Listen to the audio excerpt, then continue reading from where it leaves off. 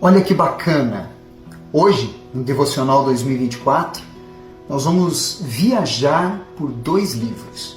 Primeiro, Obadias, que faz parte dos profetas menores, e depois Jeremias, que já faz parte dos profetas com mais destaque pelo tamanho do livro que se refere àquilo que ele profetizou. Para você entender um pouco mais, quem escreveu o livro de Obadias e Jeremias? Quando foram escritos? O que acontecia na época? Por que foram escritos? E por que ler esses livros e o que buscar neles? Vamos começar por Obadias? O profeta Obadias, que não é mencionado em nenhum outro lugar, cujo nome significa servo do Senhor, escreveu este livro. Provavelmente entre 850 e 732 a.C.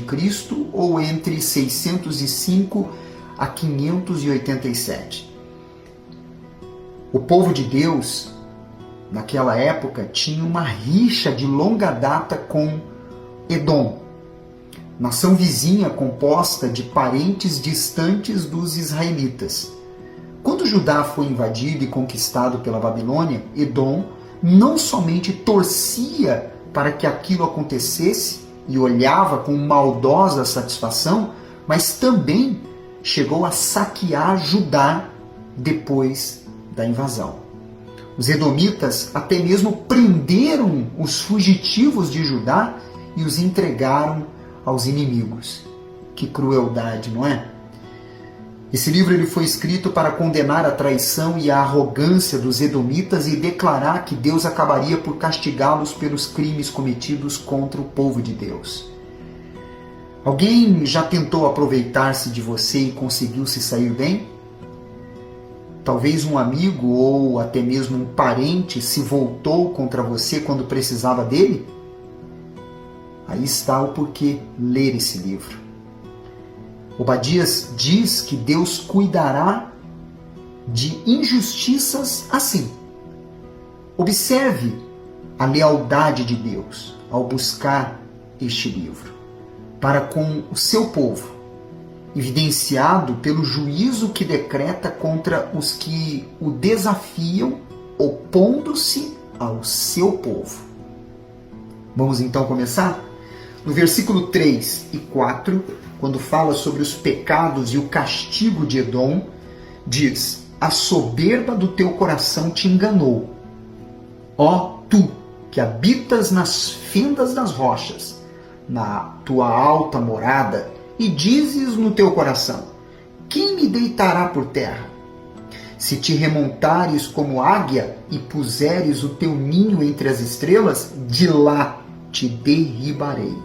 A soberba faz a pessoa se achar intocável e inatingível. Ao nos apoiarmos em nosso orgulho, estamos armando uma armadilha que nós mesmos cairemos nela. Pois a soberba e o orgulho cegam. Petra, a capital de Edom, era uma cidade caverna, aparentemente um lugar seguro para se morar naquela época. Mas espiritualmente, não. No versículo 12 ao 14, a palavra de Deus diz assim: mas tu não devias ter olhado com prazer para o dia de teu irmão, o dia da sua calamidade, nem ter te alegrado sobre os filhos de Judá no dia da sua ruína, nem ter falado de boca cheia no dia da angústia. Não devias ter entrado pela porta do meu povo no dia da sua calamidade. Tu não devias ter olhado com prazer para o seu mal no dia da sua calamidade, nem ter lançado mão nos seus bens no dia da sua calamidade. Não devias ter parado nas encruzilhadas para exterminares os que escapassem, nem ter entregado aos que lhes restassem no dia da angústia. No caso dos edomitas, eles agiam com crueldade sem atenuantes contra o povo de Deus. Despojaram Jerusalém e até mesmo prenderam os cidadãos fugitivos de Judá. entregando-os ao exército da Babilônia. Edom foi arrogante contra o próprio Deus. Você pode ver isso em Ezequiel 35, do versículo 1 ao 15. Desejar, planejar ou praticar o mal contra alguém é uma atitude de mau caratismo. Agora, fazer isso contra alguém que é de Deus é pior ainda. Porque aí a pessoa vai ter que se ver com Deus. No versículo 18, para terminar este pequeno livro, diz: a casa de Jacó será fogo, e a casa de José chama, e a casa de Esaú restolho. Aqueles incendiarão a este e o consumirão. E ninguém mais restará da casa de Esaú, porque o Senhor o falou. E de fato isso aconteceu. Essa profecia começou a se cumprir com a invasão dos árabes. Logo começaram a expulsar os edomitas das suas fortalezas nas montanhas. Já no século I depois de Cristo, Edom não mais existia como nação. Era um simples povoado.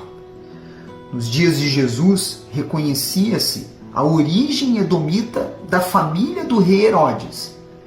Mas depois da queda de Jerusalém, em 70 depois de Cristo, os edomitas desapareceram da face da terra. Ou seja, o mal que foi plantado, eles colheram. Agora vamos para o livro de Jeremias. Primeiro, o sacerdote e profeta Jeremias foi quem o escreveu. O assistente de Jeremias, Baruque, anotou as profecias à medida que Jeremias aditava. Ele foi escrito entre 626 a 585 a.C. Os últimos versículos foram acrescentados depois de 561 a.C., cerca de 25 anos após a destruição de Jerusalém. Naquela época, Jeremias, que nasceu numa aldeia que distava de Jerusalém cerca de 1 hora a pé, recebeu ainda jovem o chamado divino para ser profeta.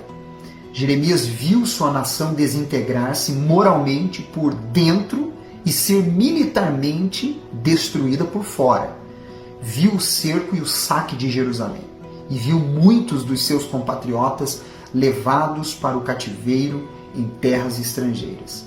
Todo esse tempo, as advertências e os rogos que lançou a Israel para que se voltassem para Deus não foram levados em conta.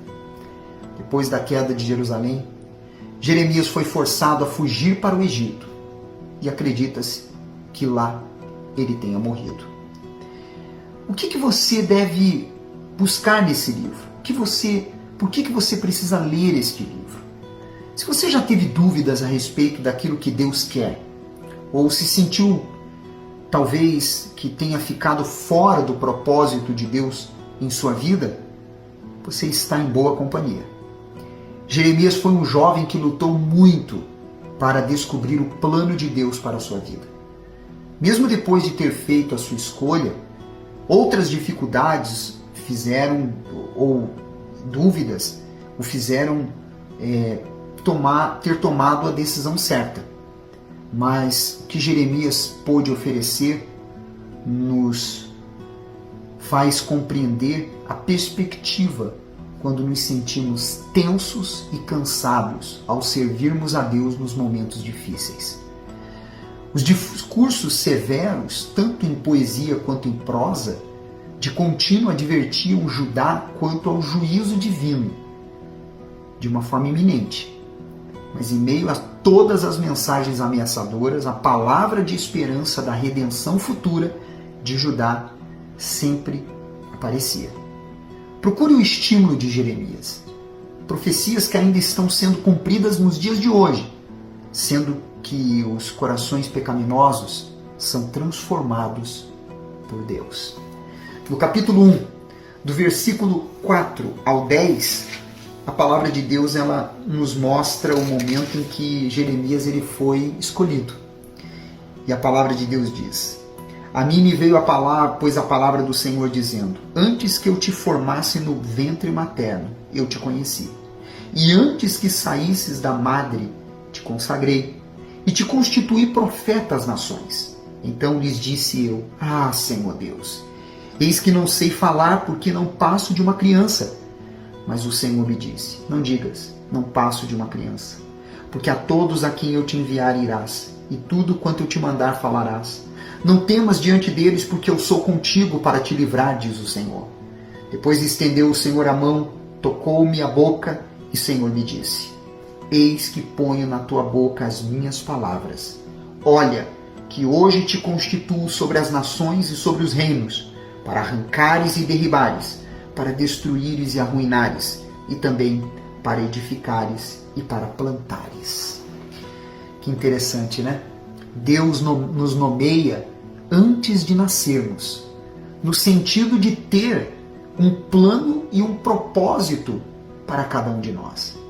Deus, na sua infinita misericórdia, Ele nos escolheu, sabendo que condições nenhuma temos para cumprir os seus planos e propósitos.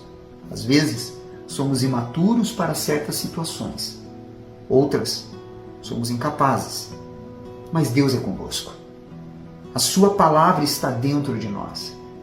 Por isso, nossos lábios confessam a sua verdade e as suas promessas.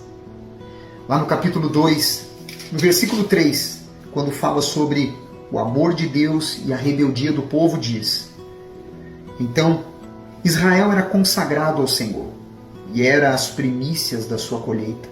Todos os que o devoraram se faziam culpados. O mal vinha sobre eles, diz o Senhor. Consagrado significa separado para uso especial. Assim era Israel. E em Jesus, nós também somos consagrados ao Senhor, por meio do seu sangue. Então, somos remidos e, pelo véu ter sido rasgado, temos acesso ao Pai, para que assim Ele possa realizar, através de nossas vidas, aquilo que Ele deseja. E para terminar, no capítulo 2, ainda, do versículo 11 ao 13, a palavra de Deus diz: Houve alguma nação que trocasse os seus deuses, posto que não eram deuses?